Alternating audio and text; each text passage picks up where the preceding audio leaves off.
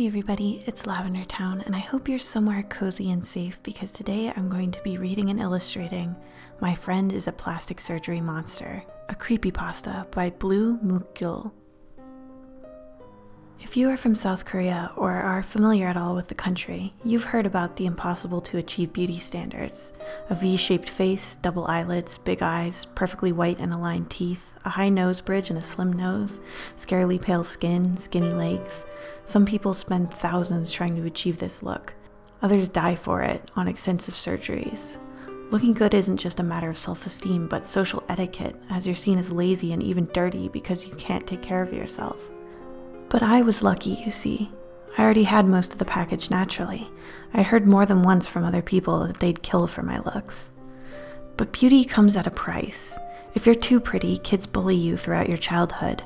They cut and pull your hair, bruise your skin, cut off and stain your clothes, then later do plastic surgery to achieve a face similar to yours, and then they get made fun of by other people who've done the same because they've obviously undergone plastic surgery. Go figure, right? Be born beautiful and get bullied, be born ugly and do things to achieve beauty, and get made fun of regardless. It's a system you simply can't beat. And you might be wondering, what if you decide to remain ugly or just can't afford plastic surgery? Well, that's even worse for you. My friend Hayden was part of the group that was too poor to afford it. She's the only friend I ever made. I was bullied and changing schools did nothing when I'm an absolute ray of sunshine. Because of bullying, misery loves company, I guess. Though in her case, lack of beauty is the matter. She had a wide, square face, crooked teeth, uneven eyes, a darker skin tone, everything people in this country seem to think is unattractive. She was an easy target for students and teachers to bully, no matter how many times I defended her. It didn't help that, compared to me, she looked even worse in their eyes. It saddens me to see how wrong they are. Hyrin is beautiful, both inside and outside. She's the kindest, most caring, most radiant person you'll ever meet, and I'll never forgive myself for letting the bitterness of others' hate turn her into a monster just because she doesn't look like a carbon copy of everyone else. And yes, I think at this point it's safe to say she is a monster. I'll explain more in a second.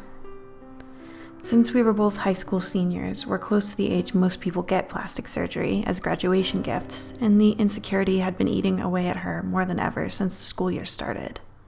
She had been saving up some money to at least get her eyelids done, but it turns out the money she had wasn't nearly enough, and her parents really couldn't put any of their money into it. She then turned to illegal options, surgeons that would operate on minors without parental consent, or that would accept work as payment, or even largely discounted unknown clinics. I tried to discourage her, I really did. She was already beautiful, and risking her health and life wasn't worth it. However, what was trivial to me meant the world to her, and I did everything I could to help her, from skincare products I bought to a dentist appointment for braces. By the time the beginning of summer was nearing its end, she was hiding behind thick bangs and foundation that was way too light for her face, and the bullying never stopped. Until one day, after the last half of summer vacation, Hyrin came back beautiful. She even had the thin legs that I lacked, and I couldn't even recognize her at first. She was like a completely different person. People were in awe, not only because of her new appearance, but also for the miraculous recovery time. She'd had a blepharoplasty, a few different subtypes of rhinoplasty, liposuction, breast implants, dental surgery, and a drastic jaw shaving. And that's not even mentioning the cheek, lip, and ileocecal fillers and skin whitening treatments. That's a lot for a person to go through, especially all at once. The worst part for me was being left out of it by her. She decided to do it one day and never once called me. All of a sudden, I was just part of her past. Nonetheless, no questions were asked. Beauty was all that mattered, at least to them, and she finally had the confidence to be herself unapologetically, going as far as to ask the boy she liked out on a date. But life had seasoned me, and I knew that miracles don't just happen. People wouldn't change their minds about her so easily, and this ride was about to crash. I was proven right when the boy she confessed to made fun of her for being plastic. That was the end of her newfound self-esteem. She called me crying, and I almost punched him square in the face.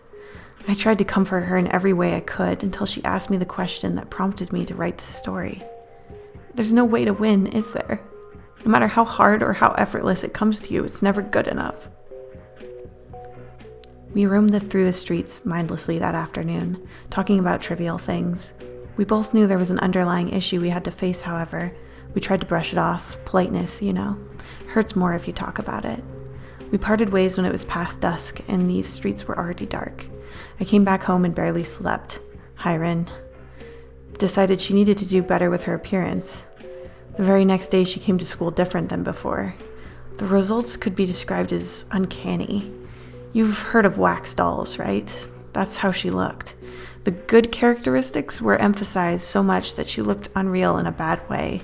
Eyes too large, cheeks too full, breasts even bigger than before. You get the idea. Weeks passed and I began to worry more about her, but every time I tried to talk to Hiren, she ignored me or avoided me. I could see through her facade of confidence. And last week I'd had enough of pretending and asked the teacher to talk to her. At this point, her obsession was way past unhealthy, and she was risking her life and spending money who knows where it came from. That teacher disappeared and is now officially declared as missing. At this point, I didn't know what to believe anymore. Could my friend have anything to do with it? Said teacher was last seen walking around her neighborhood. Anytime I tried to call her house, no one ever picked up. But I wanted to talk to her and her parents and do something. Friday came and I went to her house after school. Seeing the place where we spent so many afternoons as kids playing broke my heart. I hadn't noticed before how much we had drifted apart. I rang the doorbell, determined to make things work again, but no one answered. I knew Hiren wasn't home, but her parents were supposed to be. The lights were on after all. So I did something I'm not very proud of. I opened the door with the spare key they had under a plant vase and entered the house. As soon as I opened the door, I could feel in every single bone of my body that something was wrong. The putrid smell of decay entered my nostrils and filled my lungs until I almost puked. Walking through the house made me realize very quickly that whatever was rotting wasn't just spoiled food in the sink or the trash that hadn't been taken out in weeks, but something much more sinister. I was genuinely afraid of what could have happened, knowing her parents would never let the house get this bad under any circumstances. I looked through the living room, kitchen, bathrooms, and her parents' bedroom and found everything just as messy, dirty, and stinky, but I couldn't yet figure out where the smell was coming from. The only place left to look was Hiren's bedroom. Like the rest of the house, it was filled with trash, dirty dishes, clothes everywhere. It was dark and the air was damp, but the smell of putrefaction was even stronger here. Before I looked through everything, I heard the front door open and hid inside her wardrobe, letting only a small part open to see what was going on. I soon regretted my choice of hiding place, as the rotting smell became absolutely unbearable in there. I could barely breathe inside the putrid, small, and dark space, feeling something brush against my skin and causing me shivers. But there was no time to hide elsewhere. Hiren entered her bedroom with determined footsteps and took something out of the space under her bed. It looked like a manicure kit or something like that. She had knives, files, sewing needles and thread, scissors and other things that didn't make a lot of sense at the time. Those things started to make sense very quickly, though, as she proceeded to take a bottle filled with a thick liquid and used a syringe to inject it into her cheeks and aiguille and later her chest. She turned to grab something else out of the kit, turning her back to me, and I wasn't exactly sure what I was seeing. I saw her hands lifted to her face, laboring slowly in some way right at her jawline.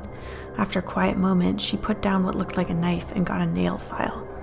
Little flakes of bones fell over her shoulders onto the ground, almost like snow, and at once I realized what she was doing.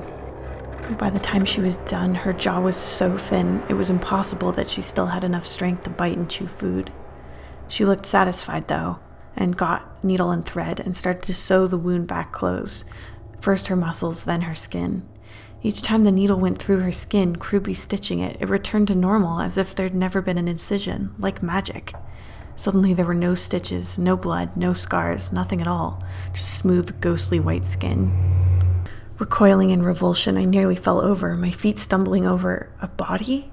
In the dark closet, I couldn't see who it was, but it could easily have been Hiren's mother, judging by the length of the body and the long black hair. I choked back a sob, doing all I could to stay silent.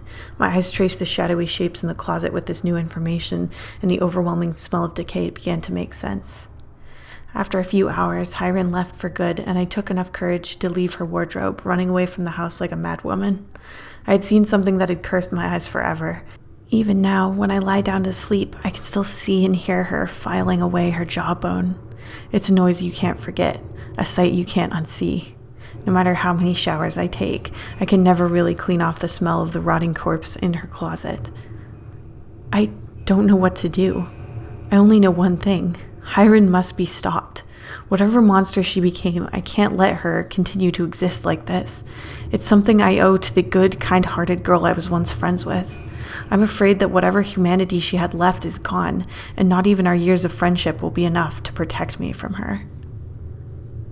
This is only half of the story. If you'd like me to illustrate and read part 2 in Sunday's video, let me know in the comment section below, and until then, stay safe out there, guys. Thank you so much to my patrons, including Bambo, Calpompon, Cat Pupchino, Dr. Casket, Dustin Williams, Elizabeth Alvin, Hanuki, Hope Chilsum, JJ Jade, Blep, Blah Blah Blah Blah, Matthew Kunke, Micah Dactyl, Okamore, Ollie, Rachel Singh, Rosie Warlock, Sergeant Pendulum, The Artsy Moose, Your Boy ST, Zixfith, and Zoe Stardust.